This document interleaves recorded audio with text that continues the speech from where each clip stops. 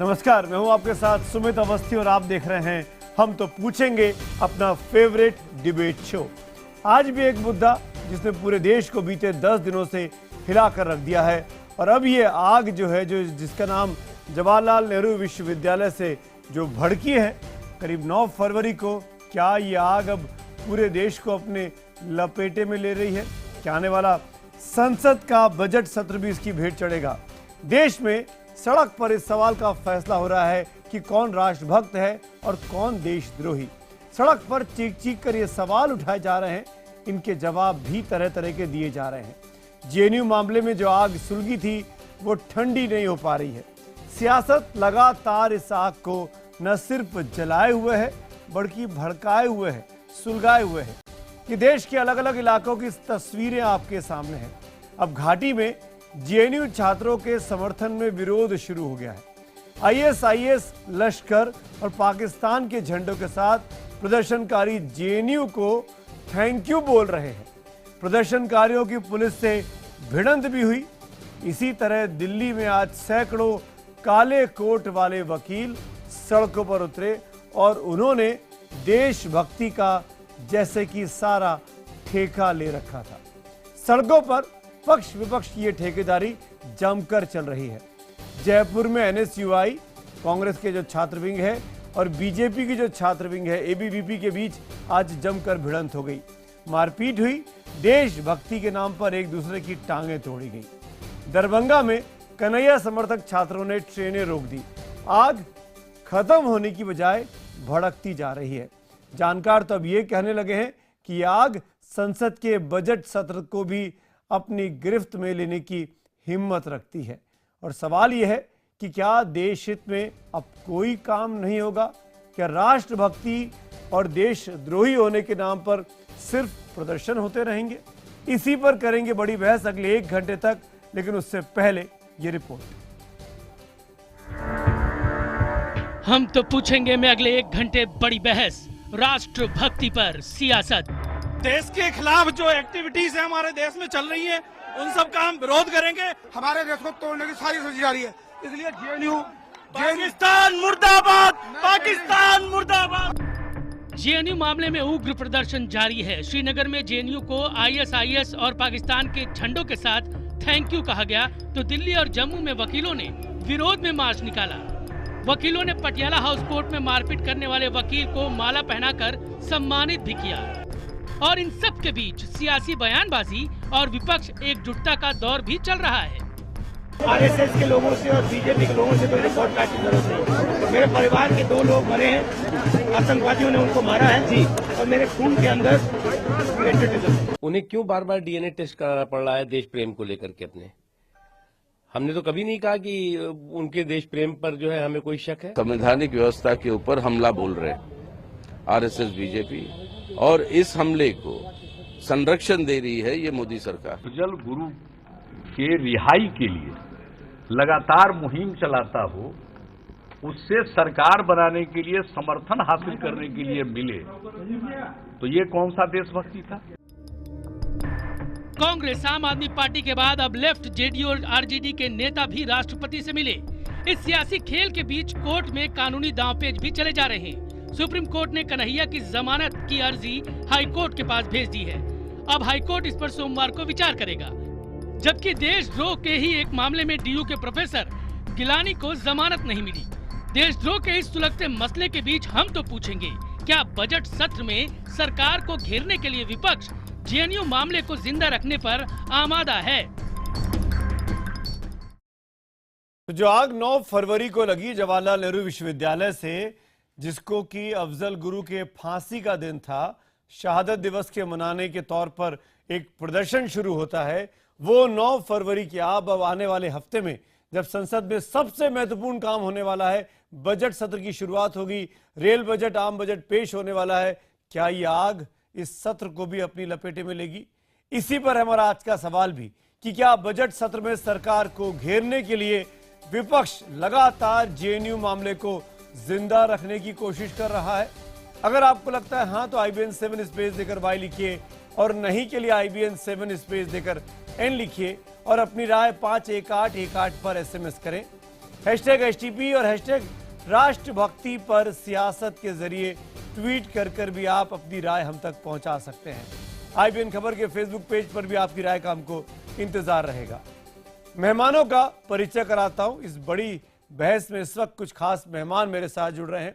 Bharatiya Janata party के वरिष्ठ प्रवक्ता श्रीकांत शर्मा, कांग्रेस के वरिष्ठ प्रवक्ता संजय निरुपम, लेफ्ट की तरफ से RSP के वरिष्ठ नेता पूर्व सांसद अवनी रॉय दादा, अजय आलोक JDU की तरफ से हमारे साथ हैं। हमारे साथ सौरभ शर्मा हैं जो कि ABVP के नेता हैं, जॉइंट सेक्रेटरी हैं JNU छात्र संघ के, और हमारे साथ संघ विचारक के तौर पर संजीव उनियाल साहब जुड़ रहे हैं। डिबेट की शुरुआत मैं सीधे कर रहा हूं। आज हम बजर राउंड नहीं कर रहे हैं। सीधे में एक चीज जानना चाहूंगा संजय जी, संजय निरुपम जी, मेरा सवाल आपसे है। सबसे पहले मैं ये जानना चाहता हूं सिंपल, क्या बजट सत्र में काम चल पाएगा या बजट सत्र में भी ये JNU की आग और रोहित वेमुला की मामला इसी तरीके से संसद के कामकाज में व्यवधान पैदा करेगा जैसे बीते 10 दिनों में देश में हो रहा है? देखिए, सरकार चलाने, देश चलाने और संसद चलाने की जो पहली जवाबदारी है वो सरकार की होती है, और सरकार को इस बात के लिए तैयार रहना चाहिए कि बजट सेशन शुरू होने वाला है तो इस प्रकार के जो विवादास्पद मुद्दे हैं उन मुद्दों में कहीं ना कहीं एक समाधान ढूंढने की कोशिश की जाए। दुर्भाग्यवश ऐसा लग रहा है कि चाहे रोहित वेमुला का विषय हो या JNU का मुद्दा हो, इन मुद्दों में और भी आग में घी डालने का काम बीजेपी और RSS के लोग और उनके साथी कर रहे हैं। JNU में अगर देशभक्ति के खिलाफ या भारत के खिलाफ या पाकिस्तान के समर्थन में किसी ने नारे लगाए तो निश्चित तौर पर इसकी निंदा होनी चाहिए और उन लोगों को पकड़ना चाहिए, उनको जितनी सजा देनी है दे दीजिए आप। लेकिन उस आरोप में एक फर्जी तरीके से केस बनाते हैं और कन्हैया कुमार जो छात्र संघ का अध्यक्ष है उसको गिरफ्तार करते हैं, और उसको गिरफ्तार करने के बाद पटियाला कोर्ट में आप पत्रकार, छात्र, संजय जी, शिक्षक एक बार नहीं दो बार संजय जी, आप मेरे एक सवाल का जवाब दीजिए। आपने कहा फर्जी तरीके से केस बनाते हैं। संजय निरुपम कोई अदालत है या पुलिस है? संजय निरुपम ने कैसे तय कर लिया कि यह फर्जी मामला है? बहुत अच्छा सवाल किया आपने। देश जो सेडिशन का केस होता है पहले उसमें आपको सबूत देने पड़ते हैं, उसके बाद वो केस बनता है। कौन सा सबूत है सरकार के पास? जो फर्जी डॉक्टर्ड वीडियो है वो वीडियो दिखा रही है सरकार। संजय जी, मुझे तो एक बात पता है, संजय जी मुझे तो एक बात पता है कि लोअर कोर्ट ने अभी कन्हैया को जुडिशियल कस्टडी में भेज दिया है और वो तिहाड़ में है। कन्हैया कुमार अगर इनोसेंट होंगे तो छूट के बाहर आ जाएंगे, नहीं इनोसेंट होंगे तो मामला आगे चलेगा। सेडिशन के मामले तो आपकी अदालत ने भी कई लोगों पे लगाए थे आपकी सरकार के वक्त में। सुमित, मेरे सवाल का जवाब दीजिए। अगर सेडिशन का केस कोई सरकार किसी के खिलाफ लगाती है तो प्राइमा फेसाई उसके खिलाफ कोई ना कोई सबूत होना चाहिए। क्या सबूत है कन्हैया कुमार के खिलाफ? जो सबूत निकल के आ रहे हैं, सवाल मेरे ख्याल से आपको और इसलिए मैं आरोप लगा और राहुल गांधी को भीम बस्ती से पूछना चाहिए, दिल्ली पुलिस के कमिश्नर से, कि क्या सबूत है। सवाल तो क्योंकि मैं आपसे पूछ रहा हूं, सवाल तो ये मंच मेरे सवाल पूछने का और आपके जवाब देने का है। संजय जी, आपने कैसे फर्जी कह दिया? संजय जी, कई देश की अदालत मैंने इसलिए फर्जी कहा है क्योंकि कन्हैया कुमार के खिलाफ कोई भी सबूत साफ तौर पर दिख नहीं रहा है कि उसने कोई देशद्रोही काम किया है, बल्कि वो भारत के आजादी के समर्थन में है, भारत के प्रति देशभक्ति के समर्थन में है। उसने खुद लिखित बोला, बयान दिया, भाषण दिया कि देश विरोधी कोई नारे लगाता मैं इसकी निंदा करता हूं, बावजूद इसके आप उसको देशद्रोही कह रहे। ये सरासर गलत है। इस तरह से छात्रों के ऊपर अगर अत्याचार करेंगे तो इसका विरोध। सौरभ शर्मा उन्हीं के छात्र संघ के ABVP के नेता हैं, विपरीत विचारधारा के।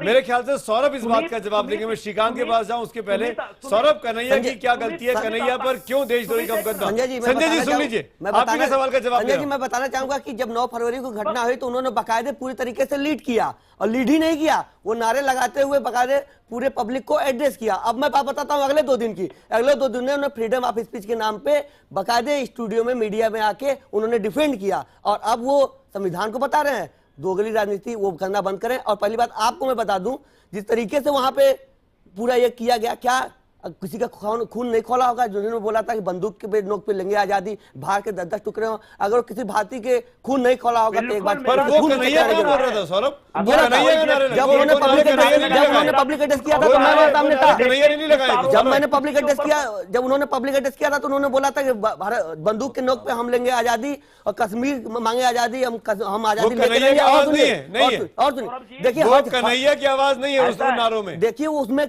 कई सारे हम लोग सामने विरोध कर रहे थे, हम लोग भी मैं सुने हुए हैं, ऐसा कोई ना कोई, मैंने नहीं सुना है, कई सारे वहाँ पे हमारे कार्यकर्ता थे, आम छात्र वहाँ पे सुने हैं। और अगर जो आप बोल रहे हैं कि जो वीडियो का है, कुछ वीडियो हैं जो उनके खिलाफ हैं, दिल्ली प्रशासन और कोर्ट ऐसे क्यों नहीं पकड़ेगी, उसका फैसला आ जाएगा आप लोग के सामने। लेकिन अगर आप ये कहिए, वीडियो का बताइए ना सौरभ, आपने देखा होगा वीडियो क्यों नहीं बनाया? मैं वहाँ बताइए ना, मैं तो प्रदर्शन ये तो कहा जा रहा है कि सारे वीडियो आपने प्रोवाइड कराए। अरे मैं क्योंकि आप मैं तो ABVP के नेता हैं, आप कन्हैया को फंसाना चाहते थे, तो सारे वीडियो आपकी तरफ से आ रहे हैं। मैं क्यों फंसाऊंगा? मैं तो वहाँ आप क्यों प्रदर्शन कराता, ABVP मैं तो वहाँ रोकने की कोशिश करता। वीडियो मैं तो धन्यवाद देना चाहता हूँ मीडिया को कि जिस तरीके से वहाँ पे मीडिया गई और जिस तरीके से पूरे इस कैंपस में जो एक वामपंथी के जो कुछ प्रोफेसर हैं, जो यहाँ पे कुछ स्टूडेंट हैं, जो पूरे देश को तोड़ने की चाल कर रहे थे, इनका पूरा काला सच जो बाहर आया तो ये बम बनाए हुए हैं। अब मैं बताता हूँ सुमित जी, और इसमें मैं बता रहा हूँ सुमित जी, अब ये संविधान की बात कर रहे हैं, 2 दिन में आपको संविधान की याद आ गई। उसके पहले ही जो प्रोफेसर वहां पे पूरा फ्रीडम ऑफ स्पीच के नाम पे पूरा रैली निकाले थे, तब कहाँ गया था संविधान? फ्रीडम ऑफ स्पीच तो संविधान का अधिकार है, लेकिन संविधान में दिया हुआ व्यक्ति की आजादी की माफ कीजिएगा Sumit ji, freedom of speech के नाम पे अगर आप कह रहे हैं कि भारत के 10 टुकड़े होंगे, इंशाल्लाह बंदूक के नोक पे लेंगे आजादी। कितने अब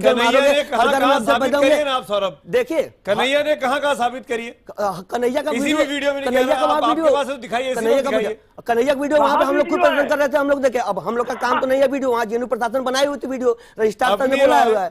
अपनी रॉय लेफ्ट की मानसिकता है, यहाँ हम लोग आइडियोलॉजी की लड़ाई लड़ते हैं, लेकिन किसी के प्रति ऐसा हम लोग जानबूझ के नहीं करेंगे। आइडियोलॉजी की लड़ाई है अपनी रॉय। मेरा सवाल आपसे है, हाँ बताइए, क्या ये आइडियोलॉजी की लड़ाई है? क्या आपकी अपनी रॉय से पूछ रहा हूं मैं सौरभ, 1 मिनट, अपनी रॉय, क्या लेफ्ट देश को तोड़ना चाहता है? सीधा इल्जाम लगा रहे हैं आप पे, जो लगा रहे हैं ये इल्जाम, उनको पता होना चाहिए वामपंथी क्या है। आज तक किसी ने ऐसा नहीं लगा सका कोई आरोप कि वामपंथियों ने देश को तोड़ना चाहता है। ऐसी आरोप अभी तक किसी ने ना लगा पाया, ना लगा पाएंगे। नक्सलियों का साथ देते हैं आप, देखिए नक्सलियों हो, माओवादी हो, कुछ भी हो, लेकिन ये नाम उनको कोई नहीं दिया है। जो गरीबों के लिए लड़ाई लड़ेंगे वो देशद्रोही है, ऐसा ना सरकार ने कहा ना कुछ ने कहा। मेरा बात सुन लीजिए जरा, देशद्रोही किसी को कहना या राष्ट्रद्रोही किसी को कहना, ये ऐसा कोई खेल नहीं है, ऐसा कोई लफ्ज नहीं कि हम बता दिया। लेकिन ऐसा कोई कुछ साबुत हो कि वामपंथियों ने देश को तोड़ने की कोशिश की, वो जेएनयू में हम देख सकते हैं। एक बात सुन, 1962 के युद्ध में आप 1962 के युद्ध में संघ के लोग बोलते हैं कि आप लोगों ने चीन का साथ दिया था। गलत बात है, बात गलत है। आप लोग इसीलिए पार्टी 2 टुकड़े हुई थी उस वक्त में। ये बात गलत है।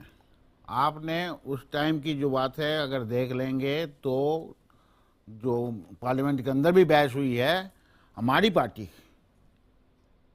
ये नहीं कहा कि चीन ने आक्रमण नहीं किया, बल्कि उल्टा किया है कि चीन ने आक्रमण किया और भारत की आजादी के लिए रखना चाहिए। सीपीआई के अंदर भी जो हुआ था, जिसमें मतभेद हुआ था, ठीक ही है, लेकिन ऐसा नहीं हुआ कि उन्होंने कह दिया कि चीन के साथ जो है कुछ झगड़ा हुई थी, वो अलग बात है। लेकिन ये दोनों मामला एक चीज नहीं है, इसी के साथ उसको जोड़ दें। अगर कन्हैया कुमार के सामने भारत के तोड़ने वाले नारे लगते हैं और कन्हैया कुमार छात्र संघ का नेता है, अध्यक्ष है, उसकी जिम्मेदारी क्या बनती है? अगर आप यहाँ मेरे डिबेट में कोई चिल्लाने लगे पाकिस्तान के समर्थन में, तो मेरी जिम्मेदारी क्या बनेगी कि मैं इन्फॉर्म करूं पुलिस को? बताऊं कन्हैया ने क्या? कन्हैया को ऐसा करके बोलना ठीक नहीं है। आपके पास सभी वीडियो हैं, सभी कुछ है। आज के दिन में तभी तो पकड़ा उसको, इलेक्ट्रॉनिक मीडिया बहुत कुछ है। अगर पकड़े होंगे और एविडेंस है, why not that evidence is proving to the court? Police क्यों नहीं किया जा रहा? एक मिनट आलोक जी, मैं किसी को डिफेंड नहीं कर रहा हूं, मैं सीधी बात जो कह रहा हूं। और देशद्रोही है कि देशद्रोही नहीं है, who is the man to? तो मेरा यही तो सवाल है दादा, कौन अगर ये कोर्ट तय करेगा ना, पुलिस तय करेगी, मामला बनाएगी, कोर्ट तय करेगा, तो आप बीच में प्रोटेस्ट निकाल के पुलिस पर दबाव क्यों बना रहे हैं? मेरा कहना है कि सड़कों पर क्यों उतर रहे हैं हजारों की संख्या? देशद्रोही किसने कहा? पुलिस ने कहा। कौन पुलिस ने कहा? पुलिस ने सेडिशन का चार्ज लगाया, हमने थोड़ी लगाया कोई। Police is not the right person to give the sedition. तो जो कोर्ट तय करेगा ना दादा, कोर्ट तय करेगा, कुछ भी करे। अगर आप सेडिशन की बात हो तो सेडिशन क्या है नहीं है ये आपको मालूम होना चाहिए, आज की नहीं है। 1870 के श्रीकांत शर्मा, 1870 कन्हैया कुमार को जानबूझ के फंसाया जा रहा है सिडिशन के चार्ज लगा के। जवाब दीजिए, आपकी सरकार है, आपकी पुलिस है। श्रीकांत शर्मा, बीजेपी के प्रवक्ता श्रीकांत शर्मा। अजय आलोक, ये तो बनी हुई चीज है। श्रीकांत जी।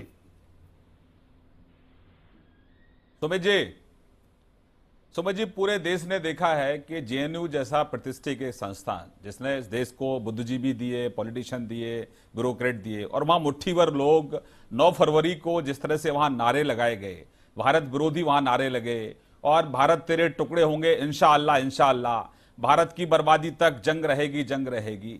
बेहतर होता कि जो नारे लगाने वाले हैं उनके खिलाफ जो पुलिस कार्रवाई कर रही है, पुलिस कार्रवाई करे और फिर कोर्ट अपना फैसला दे। लेकिन कुछ बहुत अति उत्साही लोग जो बहुत फ्रस्ट्रेटेड हैं, जो सत्ता की हवस जिनको इतनी लगी हुई है कि वो किसी भी तरह से सत्ता प्राप्त करना चाहते हैं। राहुल गांधी एंड कंपनी को इस देश में सत्ता चाहिए, और सत्ता के लिए वो इस बात का भी परहेज नहीं करेंगे कि यूनिवर्सिटी के अंदर वहां के जो छात्रों के भविष्य के साथ कम से कम खिलवाड़ ना करें। आपने जेएनयू के छात्रों को बदनाम किया, पूरे जेएनयू को बदनाम किया, संजय निरुपम को बदनाम किया, और ऐसे जेएनयू के सबसे पहले राहुल गांधी जी गए थे वहां पे जाके, उन्होंने ये नहीं बोला कि ये पूरा गलत है। गांधी जी को देशभक्ति का संजय जी, पूरे राहुल गांधी के परिवार में संजय जी सबसे पहले आपके नेता गए थे, राहुल गांधी जी गए थे। बात पूरी करें सौरभ, एक मिनट। कितने आरएसएस के लोग आजादी के संजय जी बात मत कीजिए आप। अभी हाल तक संजय को भी नहीं मानते थे। संजय जी, श्रीकांत जी को बात पूरी करने दीजिए। संजय जी, मैंने आपको काफी टाइम दिया। संजय जी रिक्वेस्ट कर रहा हूँ। संजय जी, देशभक्ति पे सवाल मत उठाइए। आपको मौका मिलेगा, आपको मौका मिलेगा, खड़े रहेंगे, आपको मौका मिलेगा संजय जी। ऐसे चर्चा नहीं होगी। राहुल गांधी के देशभक्ति के विचार पर शक करते हैं, इसका मैं जवाब दे रहा हूं। आप अपनी देशभक्ति का सबूत दीजिए। वो खुद अपना बार चेक करा रहे हैं। संजय निरुपम, मैं आखिरी बार रिक्वेस्ट कर रहा हूँ। Shrikant Sharma on the screen please. Shrikant Sharma on the screen please. Sanjay Nirupam यार, श्रीकांत शर्मा आप बात पूरी करिए। अजय आलोक के पास बोलिए। श्रीकांत जी, आप कंप्लीट करिए अपनी बात। देखिए, ये असहिष्णुता, ये कांग्रेस की असहिष्णुता की पराकाष्ठा है कि वो किसी को सुनना भी पसंद नहीं करते। कांग्रेस, ये वही कांग्रेस पार्टी है जब 2010 में दांतेवाड़ा के अंदर जो घटना घटित होती है, वहां सीआरपीएफ के लोगों को नक्सली मारते हैं घेर कर, और वही जेएनयू के अंदर ये मुट्ठीभर लोग उसका सेलिब्रेशन करते हैं। वहां एक उत्सव मनाया जा रहा है। वहीं पर एनएसयूआई और विद्यार्थी परिषद दोनों मिलकर उस घटना को कंडेम करते हैं। उस समय कांग्रेस साथ में थी। लेकिन राहुल गांधी की जो असहिष्णुता की पराकाष्ठा है मोदी सरकार को लेकर, और सत्ता की जो हवस है, वो आज 2016 के अंदर जो घटना जेएनयू में घटी, राहुल गांधी राजनीति करने वहां भी चले गए और वहां उन नारों का समर्थन कर रहे हैं और कहते हैं कि छात्रों की जो आजादी है, छात्रों को जो बोलने की आजादी है, उसका जो विरोध कर रहे हैं वो राष्ट्रद्रोही हैं। तो ये कांग्रेस पार्टी ये स्पष्ट कर अजय आलोक और संजीव मुनियाल विरोध कर रहे हैं, दूसरी तरफ जो पुलिस कार्रवाई कर रही है, कानून अपना काम कर रहा है, आप उसका विरोध कर रहे हैं। तो दोहरे चरित्र से इस देश के अंदर कांग्रेस राजनीति कर रही है। अजय आलोक और संजीव मुनियाल। श्रीकांत जी, मैं आता हूं आपका। संजीव मुनियाल, मेरा पहला सवाल आपसे है। आज श्रीनगर में थैंक यू जेएनयू के नारे लगे, पोस्टर लगे, और थैंक यू जेएनयू, और साथ में उसके आईएसआईएस का झंडा, पाकिस्तान का झंडा। वो तस्वीरें देखकर क्या कोई भी हिंदुस्तानी परेशान नहीं होगा? क्या किसी को लगेगा भी नहीं कि हम लोगों ने एक बैठे ठाले मुद्दा दे दिया पाकिस्तान को, या पाकिस्तान के समर्थित लोगों को जो हिंदुस्तान में डिस्टर्बेंस चाहते हैं? संजीव मुनियाल। बिल्कुल ठीक कहा सुमित जी आपने। जननी जन्मभूमिश्च स्वर्गात अपि गरीयसी, स्वर्ण अपि स्वर्णमयी लंका नाम है लक्ष्मण रोचते। जब बहुत टाइम वनवास में चले गए रामचंद्र जी, ये मैं बहुत पुरानी बात बता रहा हूं, हम सबको अच्छी लगेगी, हमारे सबके जो है हिस्टोरिकल फैक्ट है। उस टाइम रामचंद्र जी ने कहा कि लक्ष्मण, अब मेरा स्वर्ण वाली लंका में भी मन नहीं लगता, मुझे दोबारा अयोध्या की उसी कुटिया में जाना है। तो जो देश की मिट्टी है, देश की माटी है, देश की हवा है, देश की वायु है, देश के लोग हैं, उसकी वातावरण में एक सुगंध है। वो सुगंध जेएनयू के इन दुष्ट लोगों के मन में क्यों नहीं पनपी? क्या इस तरह की एजुकेशन इनको मिलती है? क्या इस तरह की परिपाला इनको मिलती है? क्या इस तरह की परिकाष्ठा इनको मिलती है? क्या किस तरह के टीचर्स इनके हैं, किस तरह के गुरु इनको मिले हैं, जो कि अपने देश के 10-10 टुकड़े, अपनी मां के 10 टुकड़े, मेरी मां के 10 टुकड़े हो जाएं, लूलुहान हो जाए, ऐसे नारे लगाते हैं, उत्साहित होते हैं। हो सकता है, हो सकता है, हो सकता अजय है, आलोक, हो सकता है। सुनिए, अजय आलोक जवाब देना चाहेंगे। अजय आलोक, संजय मैं आपको निरुपम, सुन रहा था, संजय जी मैं एक आपको मिनट, सुन रहा था, अजय आलोक मैं जवाब आपको दे रहे सुन हैं। रहा था बड़ी पेशेंटली, मुझे पूरा करने दीजिए, मैं बड़े ध्यान से आपको सुन रहा था। Let me complete, you should have patience to listen to me. और लास्ट में संजय जी प्लीज, संजय जी एक साथ तीन लोग बोलेंगे तो किसी की आवाज नहीं आएगी। बारी बारी से बात करते हैं, धैर्य के साथ। चिल्लाइए। और आज 30 सेकंड, जब आपको 60 साल के बाद कोई ऐसा वातावरण मिला कि वहां पर किसी की कंप्लेन की जाए, वहां किसी को कॉग्निजेंस लिया जाए, अगर पुलिस ने एक व्यक्ति की जो देखे वीडियोग्राफी सामने है, एक व्यक्ति की एफआईआर की, उसके 160 सीआरपीसी के बयान हुए हैं, इन्वेस्टिगेशन का पार्ट है, आप उसके लिए पेशेंस नहीं रख ले, कोर्ट लगातार उसकी जमानत को बर्खास्त करे जा रहा है। अब सुप्रीम कोर्ट गए, वहां से भी बर्खास्त हुई, हाई कोर्ट में भी दुत्कार हुई, 7 डेज जवाब देना चाहेंगे पुलिस में। अजय आलोक, अजय आलोक, वैसा ही उनके अगेंस्ट केस बनता है। अजय इसीलिए आप आलोक, पेशेंस रखें और व्यक्तियों को भी जल्द से जल्द पकड़े। तो इस देश के नुकसान करवाने अजय आलोक, माँ को काटने की कोशिश कर रहे हैं। संजीव उनियाल एक मिनट, अजय आलोक जवाब देना चाहेंगे संजीव की बातों का। संजय जी मैं आता हूँ, अजय आलोक पहले, अजय आलोक काफी देर से बैठे हुए हैं। अजय आलोक, ऐसा है कि भारतीय जनता पार्टी अजीब कंफ्यूजन में आ गई है। अब मैं एक बात पूछता हूं आपसे, 9 तारीख को घटना हुई, कुछ मुट्ठी भर लोग 20-25 लोग मुंह पे मास्क लगा के नारे लगा रहे थे, पाकिस्तान जिंदाबाद, इंशाअल्लाह इंशाअल्लाह, अफजल हम शर्मिंदा हैं, तेरे कातिल जिंदा हैं। 9 तारीख से आज 19 तारीख खत्म होने को आ गई। भारत सरकार को, दिल्ली पुलिस को, रॉ को, आईबी को, सीबीआई को इन 25 लोगों का पता ठिकाना नहीं मिला, जबकि 13-14 तारीख तक उमर खालिद और बाकी लोग मीडिया पे आके बयान दे रहे थे, तभी दिल्ली पुलिस ने अरेस्ट करना नहीं समझा। नंबर 1। नंबर 2, आप ये बताइए मुझे कि आप अगर मेरे पे देशद्रोह का चार्ज लगाते हैं तो आप मुझे देशद्रोही मान रहे हैं प्रथम दृष्टया में, तो अगर आप मेरी मदद करते हैं किसी भी तरीके से तो आप भी देशद्रोही हुए कि नहीं हुए ना? तो आज दिल्ली पुलिस ने कन्हैया की जमानत का विरोध न करने का फैसला किया है, तो क्या पूरी की पूरी दिल्ली पुलिस देशद्रोही है? मानेंगे? क्यों कन्हैया की जमानत का विरोध आप नहीं कर रहे हैं भाई? जब आपने उसे सेडिशन में बुक किया है तो आपने क्यों कहा कि हम कन्हैया की जमानत का विरोध नहीं करेंगे? क्यों गृह मंत्रालय के अफसर ने यह बयान जारी किया कि अति उत्साह का नतीजा है, ये जल्दबाजी में कार्रवाई की गई? आपका मोटिव कहीं और था, जिसको सही में अरेस्ट करके सजा देनी चाहिए थी, ताकि एक नजीर देश के सामने एक नजीर होती। अजय आलोक, आप अजय आलोक मेरे एक सवाल का जवाब दीजिए। श्रीनगर की तस्वीरों को देखकर आपका मन आज विचलित हुआ कि नहीं हुआ, जहां थैंक यू जेएनयू और आईएसआईएस के झंडे साथ साथ फहराए गए? बिल्कुल हुआ ना? बिल्कुल हुआ। आपको अफसोस बिल्कुल हुआ। श्रीनगर में आज ये हिम्मत नहीं होती, श्रीनगर में आज ये हिम्मत नहीं होती, मैं दुखी हूं इससे। श्रीनगर में हिम्मत नहीं होती अगर जेएनयू के उन छात्रों जो so called anti Indian, anti national थे, जो एंटी नेशनल नारे लगा रहे थे, 9 तारीख को नारे लगाए, 11 को अपने कन्हैया को जवाब दीजिए। अगर अरेस्ट हो गए होते तो आज जम्मू कश्मीर में तस्वीरें देखने को नहीं मिलती। श्रीनगर में आज आप लोगों ने ढील बरतकर कहीं ना कहीं मौका दे दिया। श्रीकांत शर्मा, सीधा इल्जाम आप पे। देखिए विपक्ष जो है कहीं ना कहीं गुमराह है। एक तरफ तो वो राष्ट्र विरोधी नारों का समर्थन कर रहा है, उन लोगों की कार्रवाई जो हो रही है उसका समर्थन कर रहा है, दूसरी तरफ कोई नहीं कर रहा है राष्ट्र विरोधी नारों का समर्थन। राष्ट्र विरोधी नारों का सबसे बड़ा समर्थक आप लोग हैं। राष्ट्र विरोधी नीतीश कुमार कर रहे हैं, सरकार बनाते हैं आप। सुन लीजिए पहले, राष्ट्र विरोधी ताकत, सुन लीजिए, थोड़ा पेशेंस रखिए, पेशेंस रख के सुन लीजिए थोड़ा। जो अफजल गुरु के समर्थन में को संभाल नहीं पा रहे हो, पास करते हैं। अरे सुन लो, पाकिस्तान की भाषा मत बोलो। अजय आलोक, वो पाकिस्तान की भाषा मत बोलो, भाषा मत बोलो, बारी बारी से एक करके। पाकिस्तान की भाषा मत बोलो, पाकिस्तान की भाषा मत बोलो, पाकिस्तान की भाषा मत बोलो। इशरत को आपने बेटी कहा था बिहार की, बिहार के लोगों का अपमान किया था।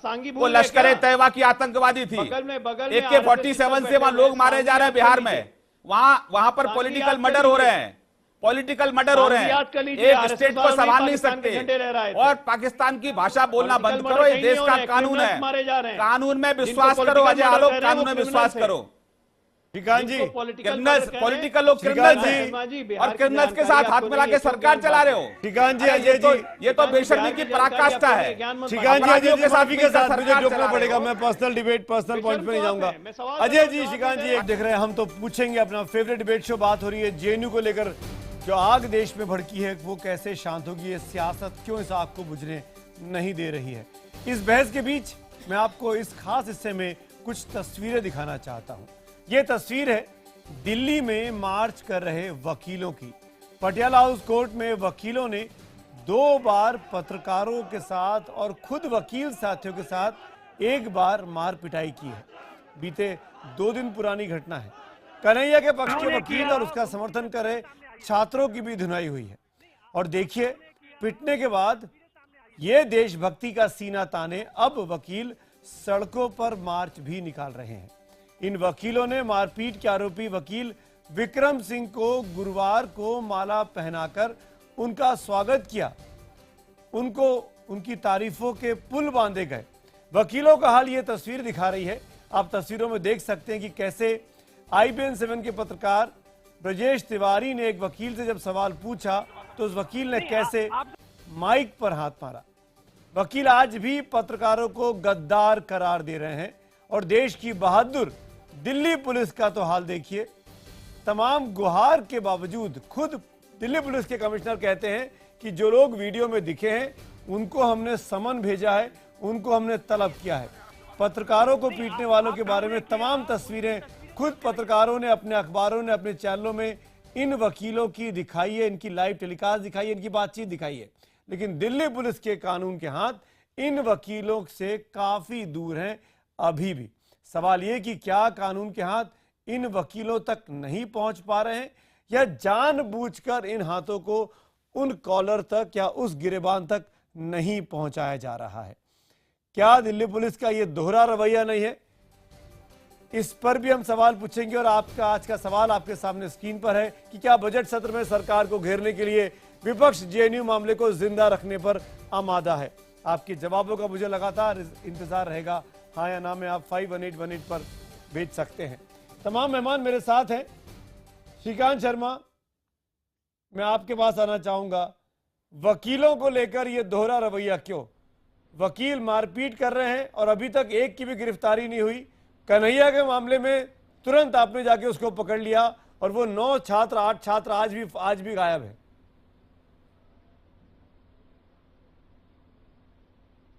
सुमित जी, मैं आपके सवाल का जवाब दूंगा, मुझे बस 30 सेकंड आप दीजिए। सुमित जी, आज बहुत सेंसिटिव विषय पे हम लोग चर्चा कर रहे हैं और हमारे देश में जिस तरह से तोड़ने की सियासत हमारा दुश्मन जो बैठा है सीमा के उस पार वो कर रहा है, आज इस पूरे जो घटनाक्रम है उस पर पूरे देश के लोगों को आज लामबंद होने की जरूरत है।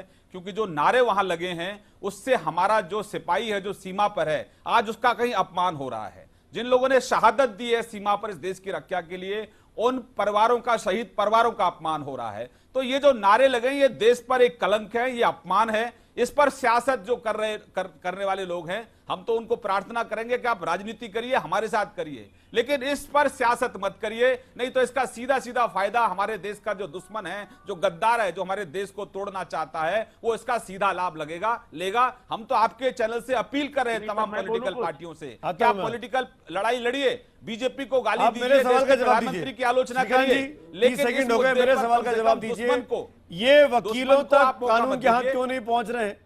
कन्हैया के मामले में ढिलाई क्यों नहीं बरती गई? वकीलों को क्यों बख्शा जा रहा है? देखिए, नंबर 1 कन्हैया की जो बात कर रहे हैं, कन्हैया ये पूरा ये जो मैटर है ये सब जुडिस है। इस पर पुलिस ने जो कहा है, जो कोर्ट ने किया है, वो सब आपके सामने है। जो बाकी आरोपी हैं बहुत जल्दी पकड़े जाए। पत्रकारों पर जो हमला हुआ है सम्मान होना चाहिए समाज में। सीधा सवाल श्रीकांत जी।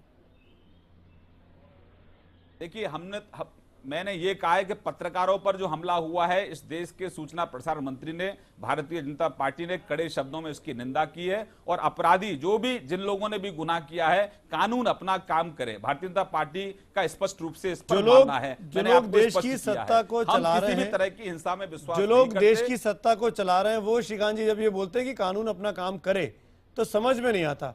विक्रम चौहान हर चैनल पे जाके लाइव इंटरव्यूज दे रहे हैं बीते 3-4 दिनों से। उनका सम्मान किया जा रहा है जुडिशरी के कुछ वकीलों के द्वारा, और कानून अपना काम नहीं कर पा रहा है। क्यों नहीं कर पा रहा है? इसका मतलब जानबूझ के आंखें बंद की हुई है मस्ती साहब की पुलिस ने। देखिए सुमित जी, 2 विषय हैं। एक, ये कोर्ट में वकीलों के साथ जो झगड़ा हुआ, कुछ वहां छात्र जो थे JNU के, वो एक अलग घटना है। बाहर की जो घटना है वो अलग घटना है। इस पर जो एफआईआर हुई है, पुलिस डेफिनेटली कुछ लोगों को सम्मन किया है। हमारा तो मानना है कि किसी को भी बख्शा नहीं जाना चाहिए। जिनके खिलाफ शिकायत रजिस्टर्ड हुई है उनके खिलाफ कार्रवाई होनी चाहिए। अजय आलोक आप बोलना चाह रहे हैं, हाथ उठाया आपने। अजय आलोक। संजय जी मैं आ रहा हूं। सुमित, लग रहा है आपके पास मेरे लिए टाइम नहीं है, मैं चलता हूं। अब इससे बड़ी दोहरी नीति या दोहरा रंग संजय जी मैं आ रहा हूं। संजय जी मैं आ रहा हूं, आपको मैंने कहा। अब दोहरी रंग और दोहरी नीति क्या देखेंगे? अब सामने सामने आपके सामने इन्होंने बीजेपी को और अपने आप को एक्सपोज कर दिया, दिल्ली पुलिस को भी एक्सपोज कर रहे हैं, तब भी आप पूछ रहे हैं, लेकिन ये सवालों का जवाब डक करते हुए जा रहे हैं। आप ये बता रहे थे, अभी ज्ञान दे रहे थे देशभक्ति और देश प्रेम और देश विरोधियों इनोसेंट मौत है, मुझे ये बताएं कि इनोसेंट लोगों की हत्या हुई है बिहार में, आप बीच में बोल रहे हैं, मारे जा रहे हैं। अभी आप ज्ञान दे रहे थे, अभी अब आप बीच में बोल रहे हैं। पाकिस्तान की भाषा मत बोलो, ना कर दिया जाए, पाकिस्तान की भाषा मत बोलो, कम टू द पॉइंट। अब आपको क्यों नहीं म्यूट कर दिया जाए? अभी आप ज्ञान दे रहे थे, सुन लीजिए। अब अफजल गुरु के समर्थन में विधानसभा में प्रस्ताव लाने वाली पार्टी के साथ राम माधव जी 11 फरवरी को क्या कर रहे थे? परसों शाम को अफजल गुरु के समर्थन में प्रस्ताव लाने वाली विधानसभा में पीडीपी के मफ्ता महमूद सिंह के साथ फिर से राम माधव जी परसों क्या कर रहे थे? क्या अफजल गुरु के समर्थकों के साथ आप दोबारा सरकार बनाने जा रहे हैं? क्या यही कारण है कि 9 तारीख से लेकर आज 19 तारीख तक देशद्रोहियों पे आपकी सरकार ने कार्रवाई नहीं की? क्योंकि आपको पीडीपी के साथ सरकार बनाने में ज्यादा दिलचस्पी थी बनिस्बत की देशद्रोहियों को पकड़ने में। आपके इस डिले का नतीजा यह हुआ है कि जादवपुर में ये घटना हुई, आज श्रीनगर में घटना हुई, और आप इसी तरह से गैर जिम्मेदार बने रहेंगे तो देश में ही हो जाएगा। और आपकी जिम्मेदारी है ये, आप भाग नहीं सकते। जी आप जवाब दीजिए। आप देखिए, बहुत असहिष्णु है ये लोग। एक तो बिना मतलब गलत तथ्य देते हैं, असहिष्णु है। आज बात चर्चा हो रही है कि देश के टुकड़े वालों पर चर्चा हो रही है, देश के साथ जो गद्दारी के नारे लगा रहे हैं उन पर चर्चा हो रही है, और अभी तो एक ही अपराधी पकड़ा गया है, उसी पर इनका ब्लड प्रेशर बढ़ा हुआ है। ये बाहर निकल कर आ गए। पूरा जो विपक्ष है, जो अवसरवादी विपक्ष है, सरकार का जो काम है उससे जो तिलमिलाया विपक्ष है, अरे विरोध किया आपने तो आतंकवादियों को आप बिहार की बेटी कहते हो। आपको तो मोरल राइट नहीं है इन सब चीजों पर बोलने का। और जो इनोसेंट मारे जा रहे हैं बिहार में, आप कह रहे हैं कि अपराधी मारे जा रहे हैं, आप तो अपमान कर रहे हैं सब लोगों का। इसका मतलब है कि वो जो बिहार में लोग मारे जा रहे हैं आपकी सहमति से मारे जा रहे हैं। आपकी सहमति AK-47 नीतीश सरकार अपराधियों को दे रही है, मुकदमा करने जा रहे हैं। AK-47 नीतीश, चिंता मत कीजिए, अपनी बात का जवाब नीतीश सरकार दे रही है बिहार में। आप कह रहे हैं कि अपराधी मारे जा रहे हैं, इसका मतलब है कि AK-47 नीतीश सरकार दे रही है, नेशनल टेलीविजन पे सरकार दे रही है AK-47। अगर वो देशद्रोही है तो दिल्ली पुलिस उसकी जमानत का विरोध क्यों नहीं करेगी? जवाब दीजिए को। अगर कन्हैया को आप देशद्रोही मानते हैं, आपने चार्जेस लगाए हैं, तो दिल्ली पुलिस उसका विरोध क्यों नहीं करेगी? देशद्रोही का समर्थन करना क्या देशद्रोह नहीं है? आपको देशद्रोहियों का समर्थन करना क्या देशद्रोह नहीं है? आपको कानून की जानकारी नहीं है, आपको कानून की जानकारी नहीं है। चार्ज लगाया तो सुन लीजिए, आपका सवाल हो गया, का विरोध क्यों नहीं करेगी? अरे सुन लो भाई, जानकारी मैं जवाब दूं आपको। अजय जी सुन लीजिए, अजय आलोक ने उसको रिमांड कर लिया। दिल्ली पुलिस ने, सुन लीजिए, दिल्ली पुलिस ने पहले 3 दिन की रिमांड मिली कन्हैया की, फिर कोर्ट ने 2 दिन की रिमांड और दी, और उसके बाद कन्हैया को 14 दिन की न्यायिक हिरासत में भेज दिया। दिल्ली पुलिस का अपना इन्वेस्टिगेशन का काम पूरा हो गया। अब आगे कोर्ट को अपना काम करना है। इतना भी अगर आपको थोड़ा बहुत भी देश के कानून की जानकारी नहीं है तो भाई मैं सिर्फ आपके प्रति संवेदनाएं प्रकट कर सकता हूं, और इससे ज्यादा दिल्ली पुलिस कमिश्नर ने कहा है कि हम कन्हैया की जमानत का विरोध नहीं करेंगे। दिल्ली पुलिस का काम हो चुका है। एक मिनट, अबनी रॉय भाई, दिल्ली पुलिस कमिश्नर ने बयान दिया। अबनी रॉय, मैं आपसे पूछना चाहूंगा अब, एक मिनट अबनी रॉय, ये जो संस्था है जिसने ये पोस्टर लगाए थे 9 तारीख को JNU में, DSU, इसका नाम तो जानते होंगे आप लोग। कहा जाता है कि ये भी लेफ्ट विचारधारा से जुड़े हुए लोग हैं, और जिन्होंने अफजल गुरु की फांसी को लेकर पूरी बहस छेड़ी हुई है। और ये भी कहना है कि अफजल गुरु की फांसी का तो देश के तमाम और दूसरे लोगों ने भी विरोध किया, जिसमें शशि थरूर का नाम लिया गया, जिसमें पूर्व जस्टिस मार्कंडे काटजू का नाम लिया गया, कि ये भी बहस करते हैं कि उसको फांसी गलत दी गई। मेरा सवाल आपसे सिर्फ इतना है कि जो लोग वहां खड़े होकर भारत के विरोध में, अफजल गुरु के समर्थन में नारे लगा रहे थे, जिन्होंने ये पोस्टर लगाया जिसमें सबके नाम हैं, अनिर्बान, अंजलि, अन्वेषा, अस्वथी, भावना, कोमल, रियाज, रुबीना, उमर, समर, इनको पकड़ना चाहिए कि नहीं पकड़ना चाहिए? सवाल सुमित जी, ऐसे बता रहा हूँ। पहली बात है कि जिसको लेके चर्चा है ये बात संसद में आएगी, इस सत्र में संसद में आएगी। दूसरी बात, जो पोस्टर आपने दिखा रहे हो, ये पोस्टर के साथ साथ एबीवीपी के 3 सदस्यों ने भी डिजाइन की। हाँ बिल्कुल, वो भी कुछ बात है कहीं ना कहीं कुछ। एक मिनट, मैं किसी को ये नहीं कर रहा हूं। मैं लूंगा। दूसरी बात है कि डीएसयू हो और डीएसयू के साथ है कि नहीं है, उसमें मैं नहीं जा रहा हूं, लेकिन ऐसा अगर कोई भी देश की विरोध में कहीं पर कुछ आवाज उठाए या कुछ काम करे, सरकार की ये अवश्य कर्तव्य होता है कि उनको पकड़ना और पनिशमेंट देना। आपका कर्तव्य नहीं बनता है कि आप उन लोगों को लाके सरकार के हवाले कर दे, अगर आप जानते हैं वो लोग कहां पर हैं? हमारे पास जानकारी नहीं थी। ये तो आपके साथ के लोग हैं, आपकी विचारधारा से जुड़े हुए लोग हैं। मैंने बार बार कह रहा हूं हमारे साथ के लोग नहीं है, आप गलत कह रहे हो। एक भी नहीं है आपकी? एक भी नहीं है। क्यों ना कन्हैया सीपीआई के जो छात्र विंग है उसके साथ है, डीएसयू के जो आप बता रहे हैं ये लेफ्ट के साथ ऐसा कोई नहीं है। सौरभ बोलना चाह अभी था, एक मिनट जरूर जरूर। तो ये जो था इनकी अगर है कहीं जो पोस्टर आप दिखा रहे हैं, शायद ये पोस्टर सबके पास है। बिल्कुल, अगर ऐसी हो कोई भी कहीं पर कुछ करे, सौरभ जवाब दीजिए। ठीक है सौरभ जवाब दीजिए। लेकिन मेरा इसके साथ एक चीज, सौरभ, एबीवीपी के 3 लोगों ने इस्तीफा क्यों दिया? एक शब्द मैं बता रहा हूँ, एक शब्द में बता रहा हूँ। ये दूसरी बात है कि सरकार की ये मामला 10 दिन हो गया, इस मामला को बड़ी जोरदार इसके ऊपर हाथ लगाना चाहिए था ताकि ये मामला आगे तक ना छेड़े। बिल्कुल, सरकार ने कहीं लापरवाही बरती, ये सरकार की लापरवाही। सौरभ, मेरा सवाल वही है कि आपके साथ के 3 लोगों ने इस्तीफा क्यों दिया एबीवीपी से, जो आपके साथ जेएनयू में पढ़ते हैं? मैं उस सवाल पे आऊंगा, उसका भरपूर जवाब दूंगा, लेकिन उससे पहले ये समझ लीजिए कि जो 9 फरवरी जो घटना हुई, जो 10 लोगों के साथ पूरे लेफ्ट ऑर्गेनाइजेशन ने चुप्पी के साथ पूरा समर्थन भी नहीं किया, आके बाकायदे नारे लगाए, पब्लिक एड्रेस किया गया, पहली बात। दूसरी बात मैं बताना चाहूंगा कि जो हमारे भारत के डेमोक्रेटिक मंदिर पे, संसद पे जिसने हमला किया था, क्या उनके परिवार को आज दुख नहीं हो रहा होगा? किस तरीके से वो आज सोच रहे होंगे कि हम जेएनयू जो भारत का प्रतिष्ठित कैंपस है, वहां पे अफजल गुरु को एक शहीद बताया जा रहा है। सुनिए, लेक्चर खत्म हो गया। तीसरी बात लेक्चर खत्म हो गया। मैं तीसरी बात लेक्चर खत्म हो गया सौरभ। तीसरी अपने 3 कार्यकर्ताओं के बारे में 3 लोगों ने इस्तीफा क्यों दिया सौरभ? मैं बता रहा हूं, हूं, क्यों छोड़ के गए एबीवीपी को? मैं बता रहा हूं, एबीवीपी में उनका दम क्यों घुट रहा था? जवाब दीजिए इस बात का। मैं बता तो रहा हूं, सुन तो लीजिए सुमित जी, उनका दम नहीं घुट रहा। आज भी हम उन्हें एबीवीपी कार्यकर्ता मानते हैं। देशभक्ति क्या, राष्ट्रभक्ति क्या?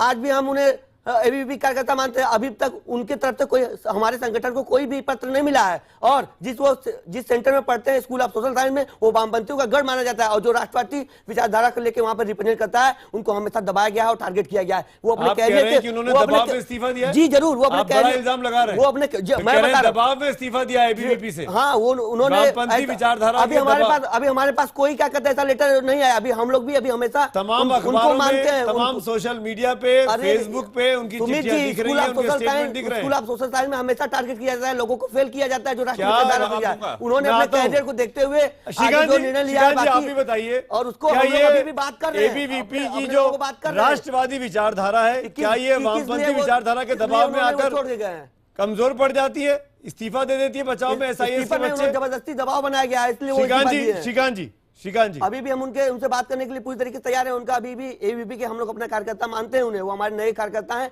उन्होंने डिबेट भी गए हैं, पर्चा पोस्टर लिखते हैं, और हम उनसे बात करेंगे। सौरभ सुन लो, श्रीकांत जवाब दे रहे हैं, सुन लो, लेकिन गलत मत बोलिए। गलत नहीं बोला, इस्तीफा हुआ है, दिख रहा है सबके सामने। उनको लाइए ना सामने सौरभ, ऐसी बात कर रहे हैं। आपने कह दिया दबाव पड़ रहा, हम दबाव मान लेंगे। श्रीकांत शर्मा, क्या इतनी कमजोर विचारधारा है एबीवीपी की कि वामपंथियों को दबाव में आकर इस्तीफा दे देंगे, अपनी पार्टी छोड़ देंगे, अपना संगठन छोड़ देंगे? लेकिन वो श्रीकांत शर्मा, कैरियर की बात होती है। सुमित जी, जो जिस विद्यार्थी परिषद के छात्रों की आप बात कर रहे हैं, उनको मैंने एनडीटीवी पर बोलते हुए सुना। उन्होंने जो वहां यूनिवर्सिटी के अंदर जो माहौल बना भारत विरोधी, उसकी उन्होंने कड़ी आलोचना की।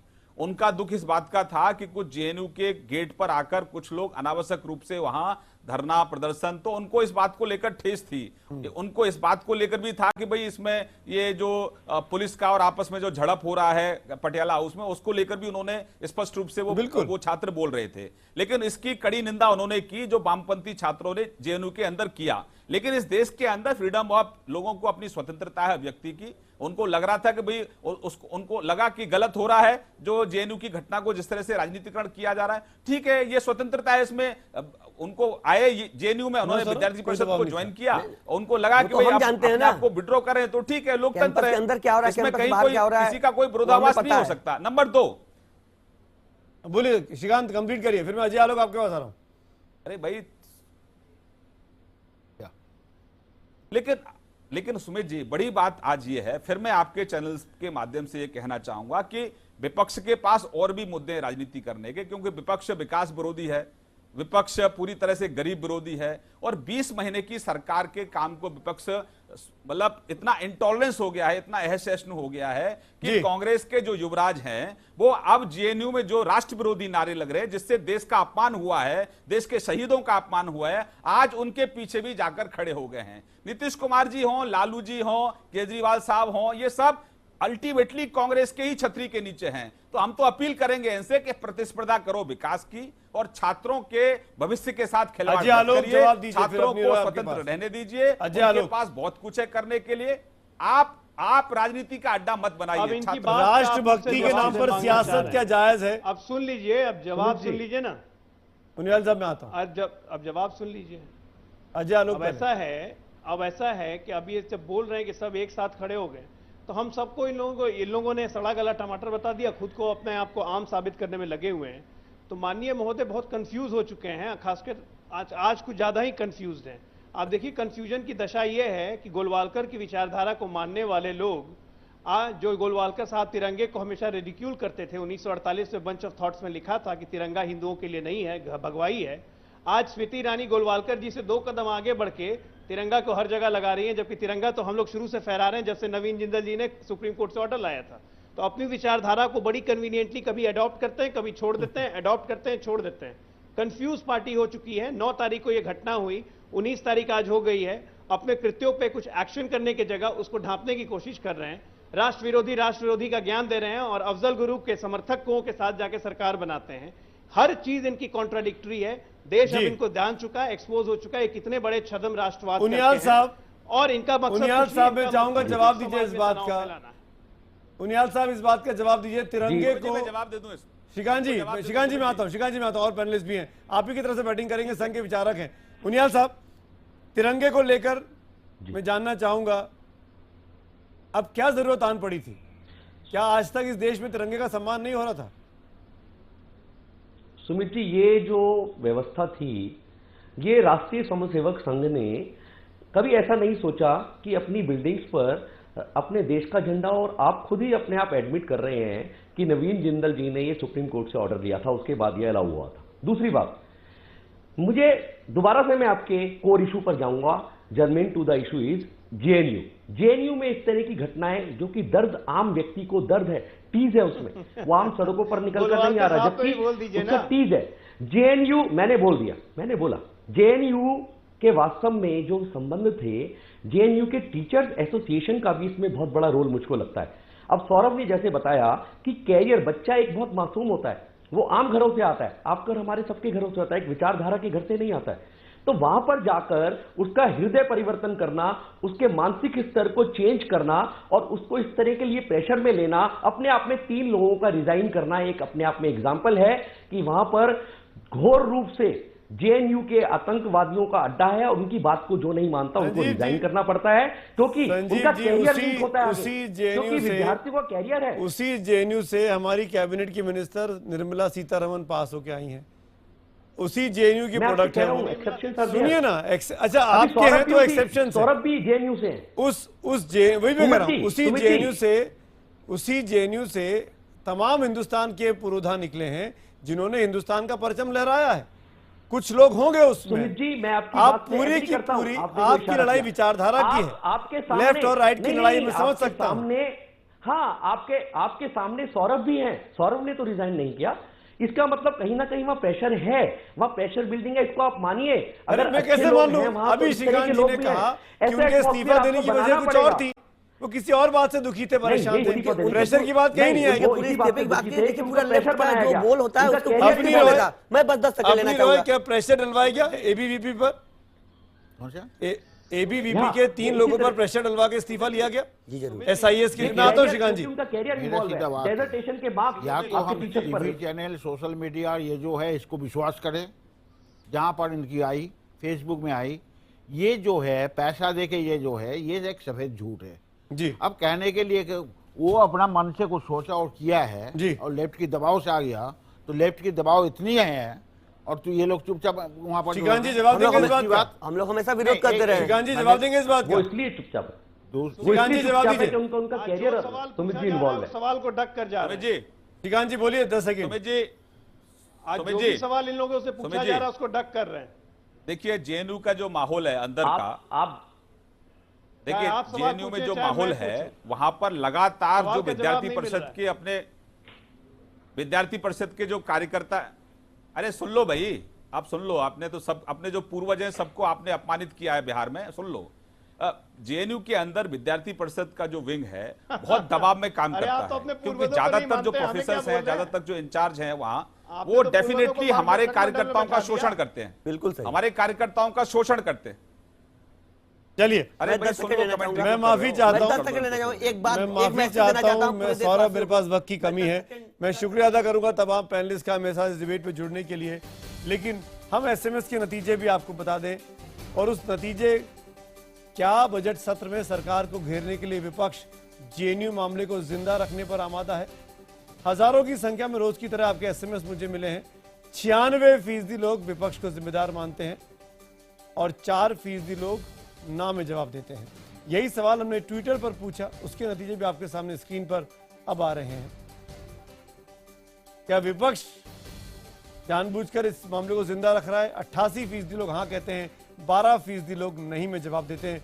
मोटे तौर पर यह समझ में आता है कि विपक्ष की राजनीति से IBN 7 का एक बड़ा दर्शक वर्ग जरूर परेशान हुआ, लेकिन जो कुछ हुआ है बीते 10 दिनों में इस देश में, वो जमहूरियत के लिए, प्रजातंत्र के लिए, लोकतंत्र के लिए अच्छा नहीं कहा जा सकता। इसी नोट पर आज हम तो पूछेंगे वे इतना ही।